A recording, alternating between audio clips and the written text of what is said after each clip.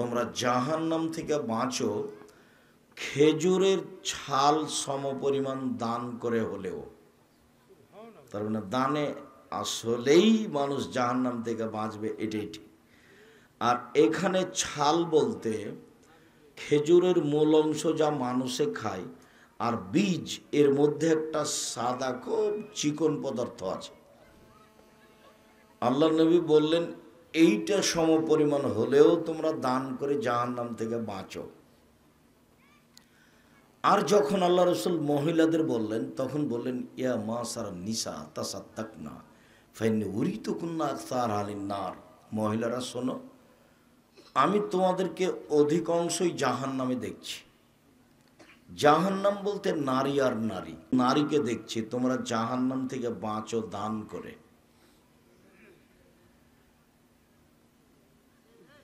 আর আরেকটা কথা, যারা ব্যাগ ট্যাগ নিয়ে গেল, আপনি কি দিলেন না দিলেন, যা আপনি দেননি তা আপনার ক্ষতি হবে, ওই পরিমাণ ধ্বংস হবেই। আপনার পরিবারে অশান্তি নেমে আসবেই, কেউ ঠেকাতে পারবে না সময়ের গতিতে। যখন রাসূল সাল্লাল্লাহু আলাইহি সাল্লাম দানের কথা বলেছেন তখন তিনি এভাবে বলেছেন যে মা মিন ইয়াউমিন ইসবিহু ফিহি রাজুল ইল্লা আনজিলানে মালাকানে ও মালাকানি আনজিলানে। প্রত্যেক দিন সকালে দুইজন ফেরেশতা আকাশ থেকে নেমে আসেন। একজন বলেন আল্লাহুম্মা আতে লিকুল্লি মুনফিকিন খালাফা, আল্লাহ যে যতটুকু দিল তুমি তার ততটুকু পূর্ণ করে দাও। ওকালা লাখার, অপরজন বলেন আল্লাহুম্মা আতে লিকুল্লি মুমসিকিন তালাফা, আল্লাহ যে যতটুকু দিল না তুমি তার ততটুকু ধ্বংস করে দাও। হাদিস তো বুখারী মুসলিম। আপনি আর আমি কি বিবেচনা করব? বিবেচনার সুযোগ নেই, কথা এটাই।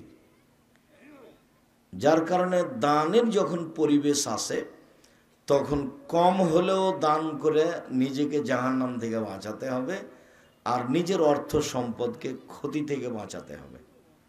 দান করলে নিজে, আহাল, পরিবার, জমি জায়গা, অর্থ সম্পদ সব কিছু নিরাপদে থাকে। আর দান না করলে সব কিছুর উপরে ক্ষতি, সমস্যা, বালা, মুসিবত একটার পর একটা নেমে আসবে। আরও মনে রাখা ভালো হবে যে দান হলো ইবাদত, এবং ইবাদতের জগতে সবচেয়ে শক্তিশালী ইবাদত। সালাত আদায় করে জান্নাত পাওয়া যায়, যেতে পারে, জান্নাত কিনা যায় না।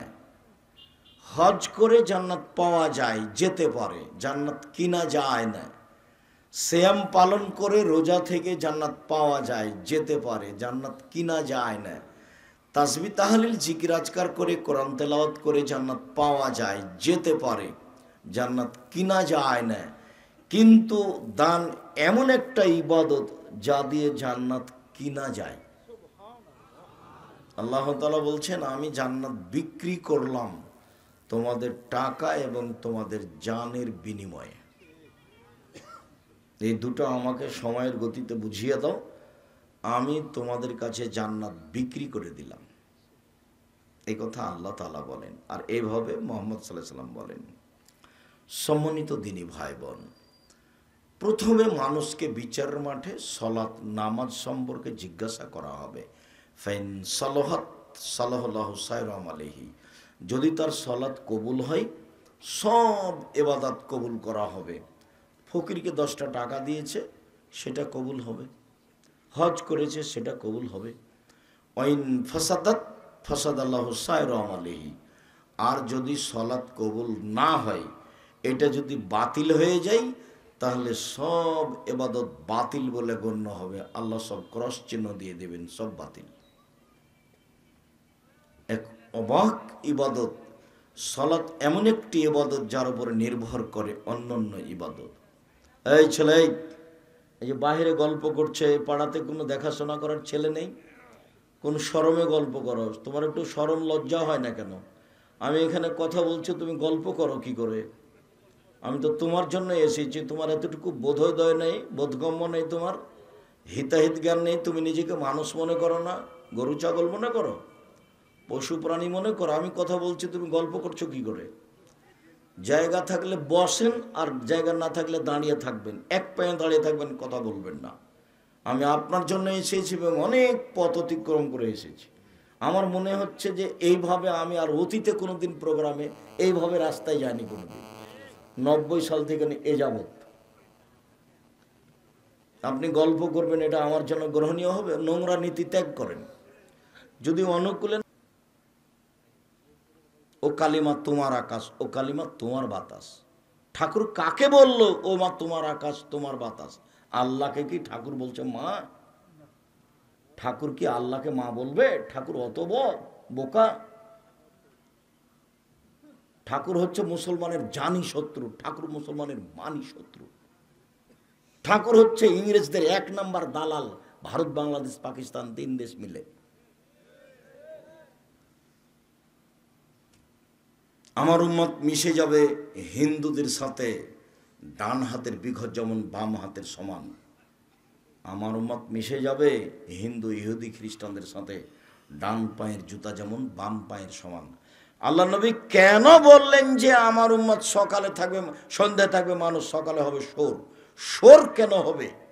সবচেয়ে অনুভূতিহীন পৃথিবীতে প্রাণী হলো শুকুর, সোর। অনুভূতি বলে কোনো জিনিস নাই। গরুর অনুভূতি আছে। এখানে গরু জবাই করেছেন একটা আজকে, আর একটা গরু কালকে এখানে নিয়ে আসতে পারবেন না, আসতে চাইবে না, ওর অনুভূতি কাজ করে। এখানে গোবর আছে, ঘাসটা উঁচু হয়ে আছে, এই ঘাস গরু খাবে না, অথচ তার নাম গরু। তার গরুর অনুভূতি আছে। শুকুরের কোন অনুভূতি বলে কোনো জিনিসই নাই। মুসলমান যেদিন অনুভূতিহীন হয়ে যাবে, তার অনুভূতি বলে কোনো জিনিসই থাকবে না।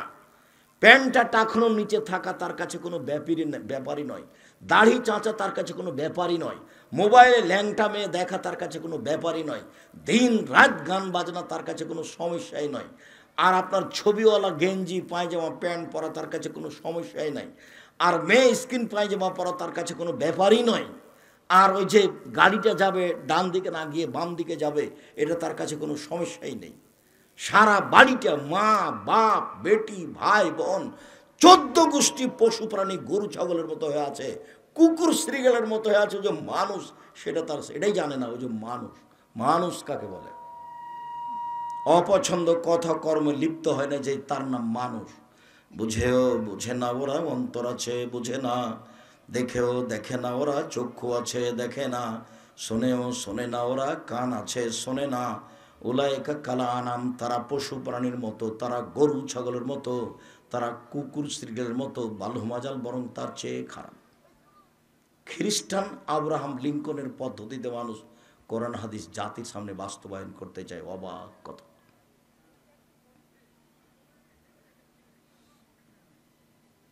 বলছিলাম সম্মানিত দিনী ভাই বোন, রাসূল সাল্লাল্লাহু আলাইহি সাল্লাম বলছেন, আমি কি তোমাদের বলে দিব না এমন একটা কথা যাতে পাপ মিটে যাবে, মান বেড়ে যাবে? আমি কি তোমাদের এমন একটা কথা বলে দিব না যাতে পাপ মিটে যাবে, মান বেড়ে যাবে? তো সাহাবীগণ বলেন, বলা হ্যাঁ বলেন, সেটা কি? যাতে পাপ মিটে যাবে, মান। এই ছেলে, এই বছর ঠান্ডায় বসে থাকো, আমাকে কাজ দেখাচ্ছ? বিরক্ত হয়ে গেলে? আমি রাজশাহী থেকে এসে কষ্ট করে এসেছি, আমি বিরক্ত হলাম না, তুমি বিরক্ত হয়ে গেলে? কি দেখাইছ আমাকে? তোমার শিষ্টাচার কেন এত দুর্বল?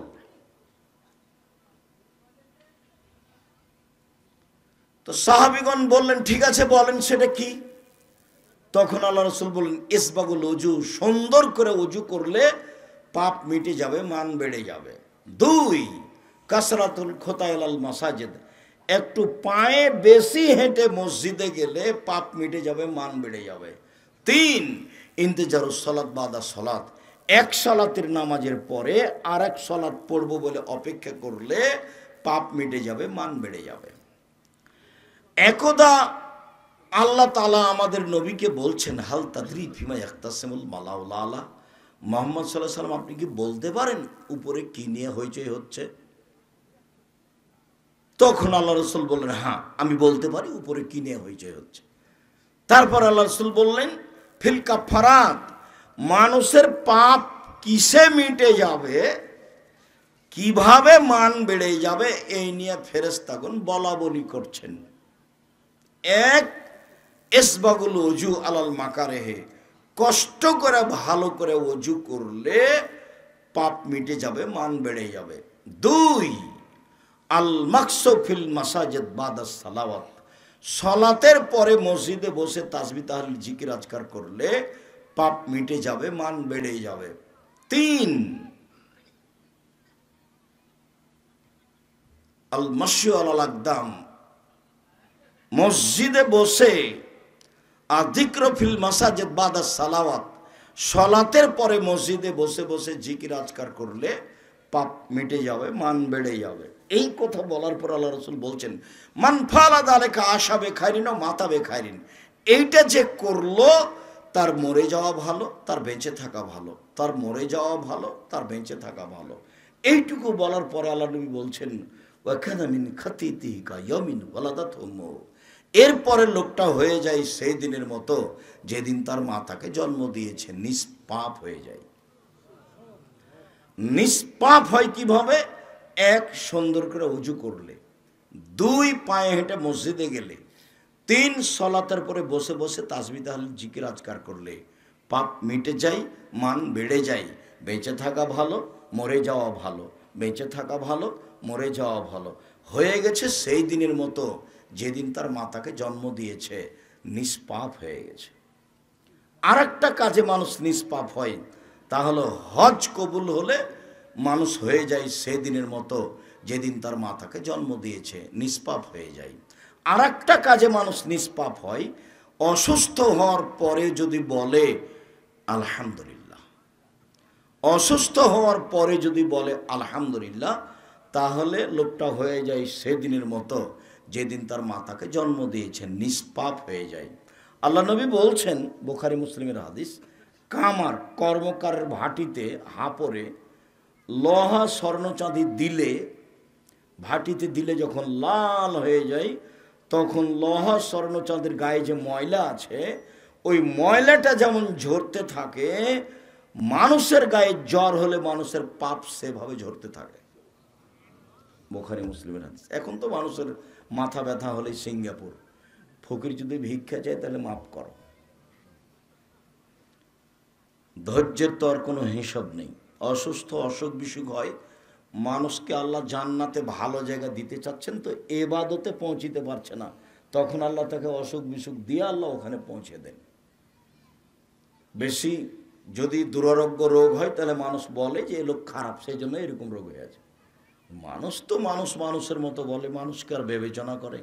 মানুষ তো পশু প্রাণীর মতো দিন কাটাচ্ছে, খায়, হাগে আর দিন কাটায়। এই তো মানুষ, বিবেচনা আর কয়জন করে? আল্লাহ কোরআন মাজিদে বারবার বলছেন, ওরা বিবেক চর্চা করে না, ওরা বিবেচনা করে না, ওরা আকলকে কাজে লাগায় না। মানুষ আকল, বিবেচনাকে কাজে লাগায় না। বিবেচনাকে কাজে লাগাইলে ওই টিভির সামনে ঘন্টার ঘন্টা এভাবে 5 জন 10 জন 20 জন বসে থাকতে পারে? গরু ছাগলও থাকবে না ওইভাবে। 4টা জিনিস মনে রাখেন: 1, 5 ওয়াক্ত সালাত, 2, হালাল রুজি, 3, কোরআন তেলাওয়াত। প্রত্যেক দিন অন্তত সূরা ইখলাস 3 বার পড়ে আল্লাহকে বলবেন, এই যে কোরআন মাজিদ পড়লাম। 4, আড্ডা পিটা নিষেধ, চিরদিনের জন্য আড্ডা পিটা হারাম। 2 জন যেখানে বসে আছে সেখানে বসবেন না।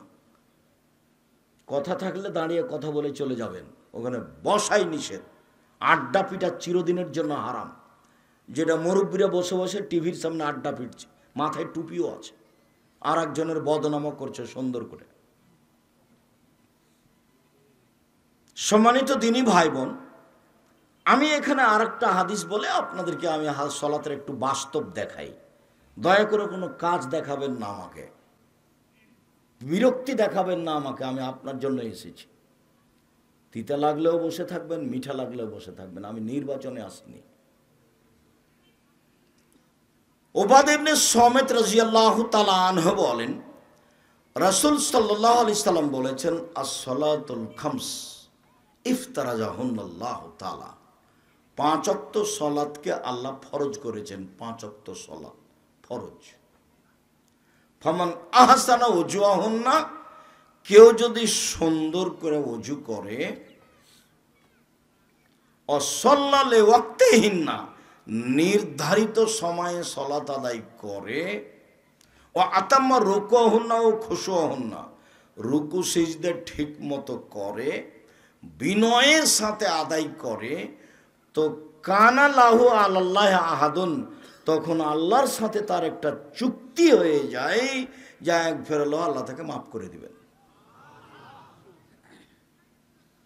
আবার কথাটা বুঝেন, আল্লাহর সাথে চুক্তি কিন্তু মুখামুখি হয় না।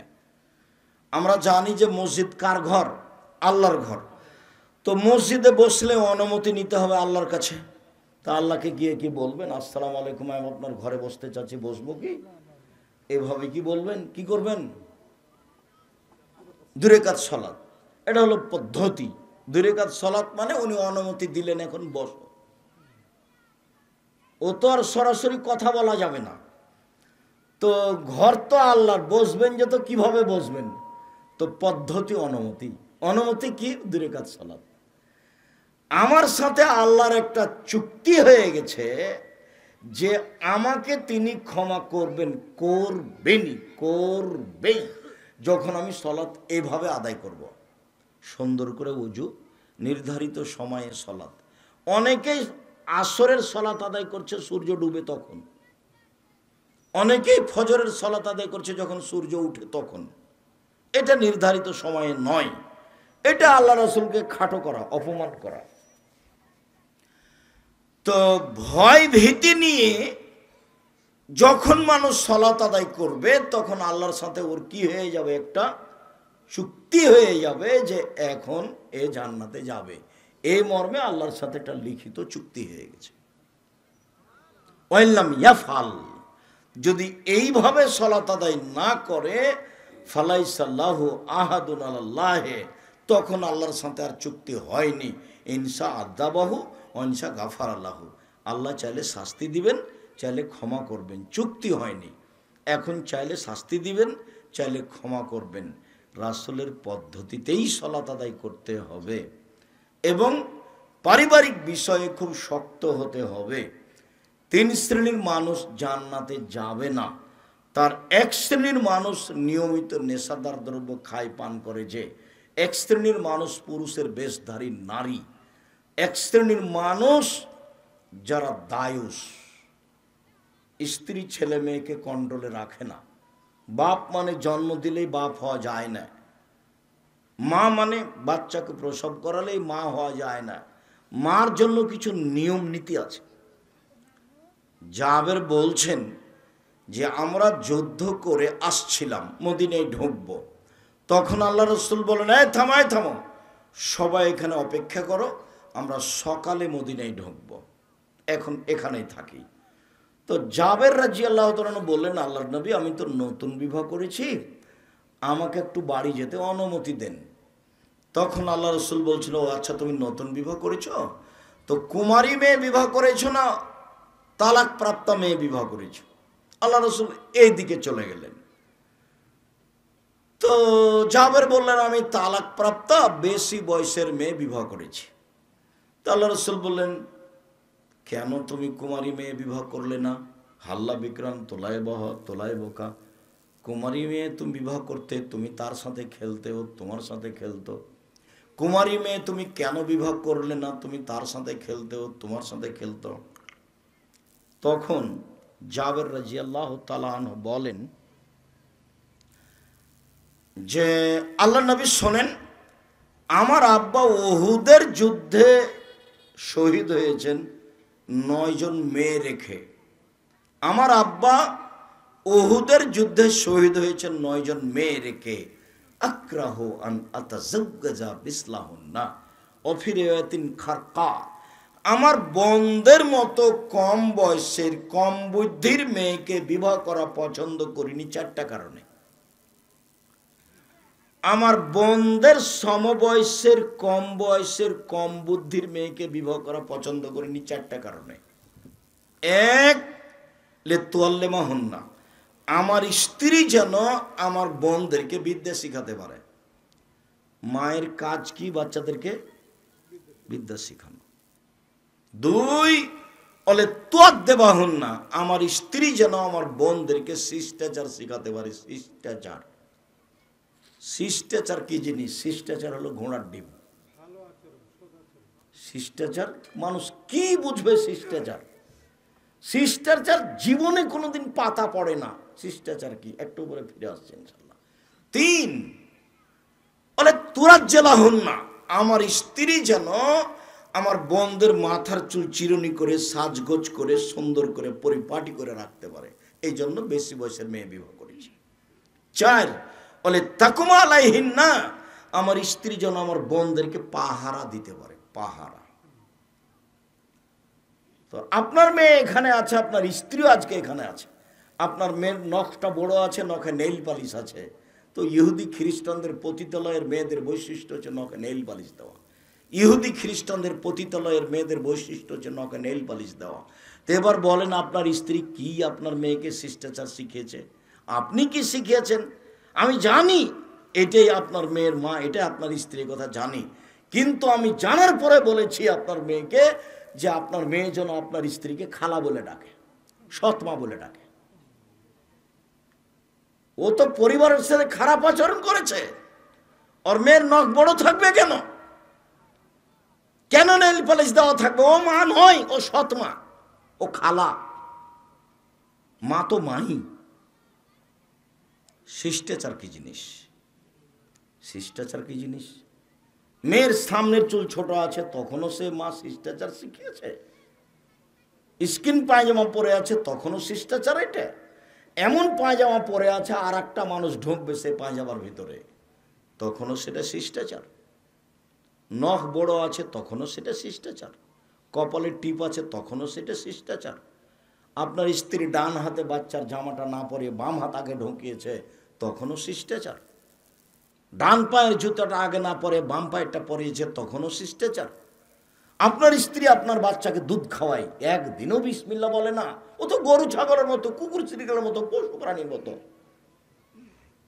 একদিনও বলে না বিসমিল্লাহ। আল্লাহ নবী বলছেন যদি বিসমিল্লাহ না বলে তো ওই দুধ শয়তান খাবে, নিশ্চিত খাবে, অবধারিত খাবে। আল্লাহ নবী বলেছেন খাবে, অতএব খাবেই খাবে। শিষ্টাচার কাকে বলে? শিষ্টাচার কি জিনিস? আপনার স্ত্রী আপনার বাচ্চাকে এমনি সরিয়ে দেয়, অথচ ডান কাতে শুতে বলতে হবে। শিষ্টাচার কি জিনিস? পেশাব পায়খানে ঢোকার সময় বলে দিতে হবে আম্মু দোয়া পড়ে ঢোকো। শিষ্টাচার কি জিনিস? আব্বু মসজিদে ঢুকলে ডান পা আগে দিও। শিষ্টাচার কি জিনিস? মানুষ সামনে পড়লে সালাম দিও। শিষ্টাচার কি জিনিস? বাসা থেকে বের হলে সালাম দিয়ে বের হবে। শিষ্টাচার কি জিনিস? বাড়িতে ঢুকলে সালাম দিয়ে ঢুকবে। শিষ্টাচার কি জিনিস? শিষ্টাচার কাকে বলে? আপনার পুরো জীবনটা মানুষের মতো নয়। আপনি কষ্ট নিয়েন না, আপনাকে আমি কষ্ট দিতে আসিনি। এটা তো গায়বান্ধা। আব্দুর রাজাক সাহেব, গায়বান্ধা মানে কি বলতে চান? গায়বান্ধা মানে বলতে চাই যে এরা যৌতুক নেই। গায়বান্ধা মানে বলতে চাই যে এরা বোনকে জমি দেয় না। অন্য জেলা তো আছে, তবে এই জেলায় বেশি দেই না। তো তখন আমি ছেলেটাকে বললাম যে দেখো, তোমার বাপকে যদি আমি কুকুর স্ত্রীগুলোর চেয়ে খারাপ প্রমাণ করতে না পারি, বক্তব্য দেবো না। তোমার দাদা 10 বছর হলো মরা, 15 শতক জমি রেখে গেছে। তোমার ফুফু নিবে 5 শতক, আর তোমার দাদা নিবে 10 শতক। তোমার বাপ নিবে সকালে আর তোমার ফুফু নিবে বিকালে। এটাই প্রমাণ করো দেখি। তোমার ফুফু জমি চাইলে তোমার বাপ খেপে ওঠে, যা যা চলে যা, এসছিস কেনে, এখন যা, তুই এখন যা। এ কথা বলে কেন? তোমার ফুফু তো এসছে তোমার বাপের বাড়িতে, তোমার বাপ তার ভাই, এই জন্য জমির সাথে কোনো সম্পর্ক নাই। জমি তো তোমার বাপকে, ওর বাপকে দিতে হবে। ও তো দিতে বাধ্য, ও তো আল্লাহ বলেছেন দিতে। আর খেতে দিতে হবে বোন, সেই জন্য ওই বোনের তালাক হয়ে গেলে ওই বোন আমার এই ভাইয়ের কাছে আসবে, ওর কাছে থাকবে, ওরই কাছে খাবে। এই জন্য ওর কাছে ডবল 10 শতক আছে। ওই বোনের স্বামী মারা গেলে ওই বোন কোথায় আবার ফিরে আসবে? বুঝা জানে কথা নাকি? ভাইয়ের কাছেই ফিরে আসবে। আপনার আব্বা মারা গেলে আপনার যত বাপের বন্ধু বান্ধব ছিল সব কোথায় আসবে? আপনার কাছে আসবে। আপনি হচ্ছেন এই পিতার ছেলে, আত্মীয় স্বজন দেশবাসী সব আপনার কাছে আসবে। এই জন্য আপনার কাছে আছে 10 শতক জমি, আর আপনার বোনের কাছে আছে 5 শতক জমি। সব সম্পর্ক আপনার উপরে আছে। দেশবাসী, এলাকাবাসী, আত্মীয় স্বজন, বাপের বন্ধু বান্ধব, আত্মীয় স্বজন সব, বোন ভাগ্না ভাগ্নি সব আপনার কাছে আসবে। বুঝাতে পারিনি কথা মনে হয়? এই জন্য এখানে বেশি জমি দেওয়া আছে আর ওখানে কম দেওয়া আছে। আর আমি তো বলেছি, ভিক্ষা করা টাকা দিয়ে চাউল কিনে ভাত খেয়ে বাদাত কবুল হবে। যৌতুকের টাকা দিয়ে চাউল কিনে ভাত খেয়ে বাদাত কবুল হবে না। যৌতুক টাকা হারাম, যৌতুক হারাম। যৌতুক নাও কেন? ভিক্ষা করে খাওয়া, বাপ বেটা ভিক্ষা করে খাওয়া, যৌতুক নিয়েছো কেন? দেখো তোমার বাপের মুখখান কালো হয়ে গেছে, ঘৃণিত তো তোমার বাপ। 24 ঘন্টার মধ্যে টাকা পয়সা, মোটরসাইকেল, টাকা পয়সা ফেরত দিবা। পশু প্রাণীর মতো বেঁচে থেকে লাভ নেই, কাজ করে খাবো।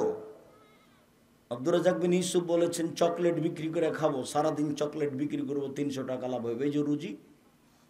মানুষের বাড়িতে কাজ করব, দিন গেলে 500-600 টাকা পাবো, এই যে রুজি, সম্মানিত রুজি। যৌতুক নিব কেন? 24 ঘন্টার মধ্যে ফেরত দিবা। তো কুকুর সিরিয়ালের কাজ, পশু প্রাণীর কাজ, মানুষের কাজ নয়, ও তো হারাম। যৌতুকের টাকা দিয়ে চাউল কিনে ভাত খেয়ে বাদাত কবুল হবে না। এই যে বললাম, কোনো মায়ের বেটা কিয়ামত পর্যন্ত থেকে এভাবে উল্টে ধরতে পারবে না, যা বলছি সেটাই থাকবে। সম্মানিত দিনী ভাই বোন, রাসূল সাল্লাল্লাহু আলাইহি ওয়াসাল্লাম বলেন, সাল্লু কামা রাআইতুমুনি উসাল্লি। পৃথিবীর মানুষ, তোমরা সালাত আদায় করে যেভাবে আমাকে সালাত আদায় করতে দেখছো। একটু সালাত শুরু করার পূর্বে সুন্দর করে ওযু করে নেবেন। সুন্দর ওযু মানে সব অঙ্গ 3 বার করে ধুইতে হবে। একবার ধুইতে গিয়ে 10 বার পানি লাগুক। কবজি পর্যন্ত যখন ভিজে গেছে তখন একবার ধোয়া। ধোয়া জায়গায় পানি দিয়ে ধোয়ার মানে দ্বিতীয়বার ধোয়া। ধোয়া জায়গায় পানি দিয়ে ধোয়ার নাম তৃতীয়বার ধোয়া। এ হলো সুন্দর ওযু। সুন্দর করে ওযু করে নেবেন। পেশাব পায়খানার কাজ থাকলে আগে সেরে আসেন। পেশাব পায়খানা শেষে পানি দিয়ে পবিত্রতা অর্জন করবেন, এটাই বিধান। আগে ঢেল টিস্যু পেপার, পরে পানি, এটা মিথ্যে। একাধিক হাদিস, পেশাব পায়খানার পরে পানি খরচ করার পরে হাতটা মাটিতে মেজে নেবেন, কত হাদিস। আগে ঢেল টিস্যু পেপার পরে পানি, এটা মিথ্যে।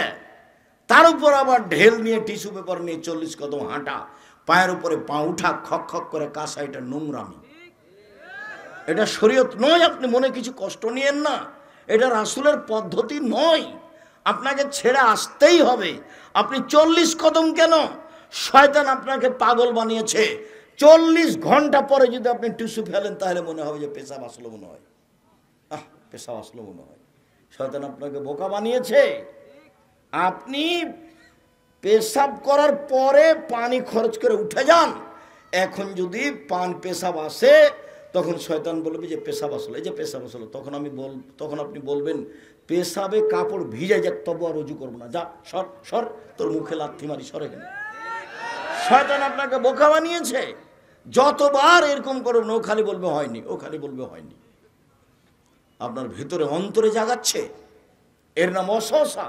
আপনি বেকায়দায় পড়েছেন, ওর কথা শুনতে হবে না। অজু করার পর আল্লাহ রসুলের পদ্ধতি, একটু হাতে পানি নিয়ে লজ্জাস্থান সামনাসামনি কাপড়ের উপরে ছিটিয়ে দিবেন, বাস। শোনেন, এই যে ঢাকা মিরপুরে নিয়মিত জুমার খুতবা হচ্ছে, জুমার খুতবা আব্দুর রাজ্জাক বিন ইউসুফ, পবিত্রতার উপরে আলোচনা আছে, ধারাবাহিক, একবার শুরু থেকে নিয়ে শেষ পর্যন্ত। আর এটাই যদি পবিত্রতার কারণ হয় যে 40 কদম হাঁটতে হবে, ঢেল নিয়ে টিস্যু পেপার নিয়ে পায়ের উপরে পা উঠাতে হবে, খক খক করে কাশতে হবে, তো আপনার স্ত্রী করে না কেন? শরীয়ত যদি হয় তাহলে মহিলাকেও করতে হবে। তো বলছে মহিলা যদি করে তো কেমন কেমন লাগবে। তো আপনি করলে মহিলাকে কেমন কেমন লাগে, দুটাই একই ব্যাপার। এটা শরীয়ত নয়, এরকম কাজ শরীয়ত গ্রহণ করে না। মুহাম্মদ সাল্লাল্লাহু আলাইহি ওয়াসাল্লামের নীতি সবচেয়ে হাই পর্যায়ের, উপর পর্যায়ের নীতি। বোকামি সেখানে ঢুকবে না। পবিত্রতা অর্জন করেন, তারপরে অজু করেন, বিসমিল্লাহ বলে অজু শুরু করবেন।